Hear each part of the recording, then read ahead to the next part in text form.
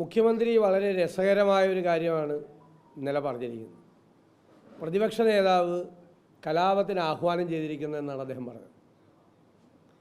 ഈ നവകേരള സദസ്സുമായി ബന്ധപ്പെട്ട് നടന്ന മുഴുവൻ അക്രമങ്ങളുടെയും പൂർണ്ണമായ ഉത്തരവാദിത്വം മുഖ്യമന്ത്രി പിണറായി വിജയനുള്ളതാണ്. അദ്ദേഹമാണ് ഏത് കേസെടുത്താലും ഒന്നാം പ്രതിയാകേണ്ട ആൾ. കാരണം ആദ്യത്തെ അക്രമം ഉണ്ടാകുന്നത് കല്യാശ്ശേരിയിൽ കരുതൽ തടങ്കലിൽ യൂത്ത് കോൺഗ്രസ്സുകാരെ എടുത്തു എന്നതിൻ്റെ പേരിൽ പ്രതിഷേധം പ്രകടിപ്പിക്കാൻ സമാധാനപരമായി കരിങ്കൊടി കാണിച്ച ആളുകളെ DYFIക്കാർ ആക്രമിച്ചതാണ്. CPMകാർ, ക്രിമിനലുകൾ. പോലീസ് കേസെടുത്തത് ഇരുമ്പ് വടി കൊണ്ടും ഹെൽമറ്റ് കൊണ്ടും ചെടിച്ചട്ടി കൊണ്ടും വധിക്കണമെന്നുള്ള ഉദ്ദേശത്തോടു കൂടി ക്രൂരമായി ആക്രമിച്ചു എന്ന് വധശ്രമത്തിന് പോലീസ് കേസെടുത്ത FIR എടുത്ത കേസിൽ പോലീസിൻ്റെ ചുമതലയുള്ള ആഭ്യന്തരമന്ത്രി പറഞ്ഞത് അത് ജീവൻ രക്ഷാപ്രവർത്തനമായിരുന്നു, മാതൃകാ പ്രവർത്തനമായിരുന്നു, അതിനിയും തുടരണമെന്നാണ്. അതായത് പോലീസ് പറഞ്ഞ വധശ്രമം ഇനിയും തുടരണം എന്ന് പറഞ്ഞ് കലാപത്തിന് ആഹ്വാനം ചെയ്ത് കേസിൽ പ്രതിയാവേണ്ട ആളാണ് പിണറായി വിജയൻ. കേസെടുക്കാൻ പോലീസില്ലല്ലോ.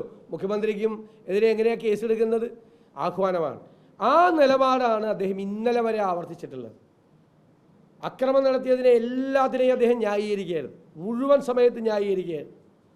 ഞങ്ങൾ ഒരു സമയത്ത് പോലും അക്രമം നടത്തണമെന്ന് ഞങ്ങൾ ആവശ്യപ്പെട്ടിട്ടില്ല. ഞങ്ങൾ പറഞ്ഞത് എന്താ?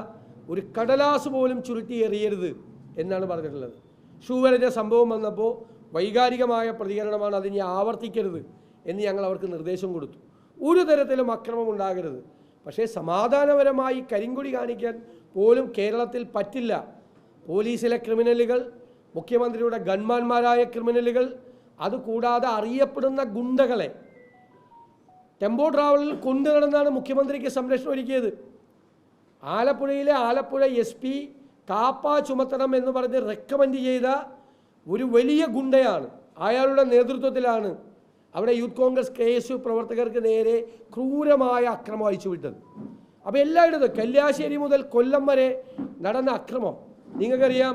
2 കാലുകളും ഇല്ലാത്ത നിലത്തുകൂടി ഇങ്ങനെ ഇഴഞ്ഞു പോകുന്ന യൂത്ത് കോൺഗ്രസിൻ്റെ സംസ്ഥാന ജനറൽ സെക്രട്ടറി ഭിന്നശേഷിക്കാരനായ അജിമോനെ വരെ ക്രൂരമായി മർദ്ദിച്ചു.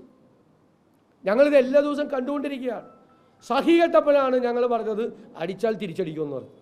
സഹി കെട്ടപ്പോൾ ക്ഷമയുടെ നെല്ലിപ്പലകം മുഴുവൻ കണ്ട് സഹി കെട്ടപ്പോഴാണ് പറഞ്ഞത്.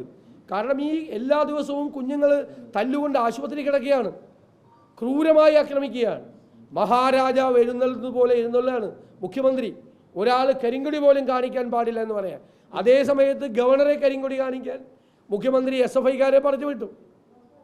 അവരെ പാനെ തേനെ ചക്കരെ എന്ന് പറഞ്ഞിട്ടാണ് പോലീസ് അവിടെ നിന്ന് കൂട്ടിക്കൊണ്ടുപോയത്. കരയിലെ മോളെ എന്ന് പറഞ്ഞിട്ടാണ്.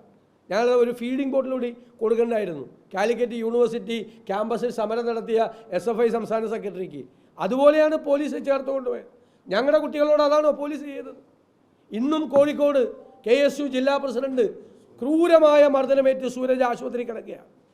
പോലീസ് സ്റ്റേഷനിൽ കൊണ്ടുപോയിട്ടാണ് അസിസ്റ്റന്റ് കമ്മീഷണറുടെ നേതൃത്വത്തിൽ CCTV ക്യാമറ ഇല്ലാത്ത സ്ഥലത്തേക്ക് വലിച്ചു കൊണ്ടുപോയി ക്രൂരമായി മർദ്ദിച്ചത്.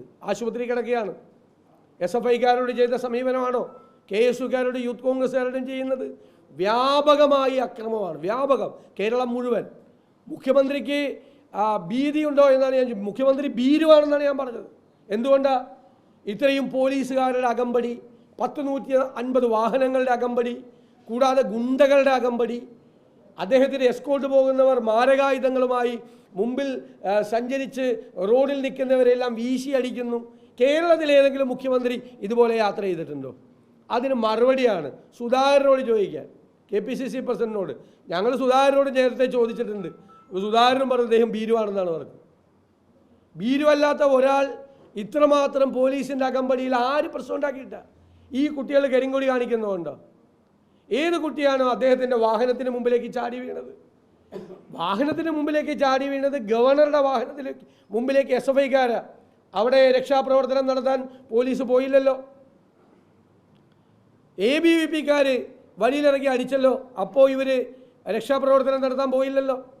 അപ്പോൾ KSUക്കാരെയും യൂത്ത് കോൺഗ്രസ്സുകാരെയും അടിച്ചാൽ ആരും ചോദിക്കില്ല എന്നാണ് ധാരണയെങ്കിൽ ആ ധാരണ തെറ്റാണ്. ഇനി അടിച്ചാൽ ഞങ്ങൾ തിരിച്ചടിക്കുക തന്നെ ചെയ്യും, ഒരു സംശയമില്ല.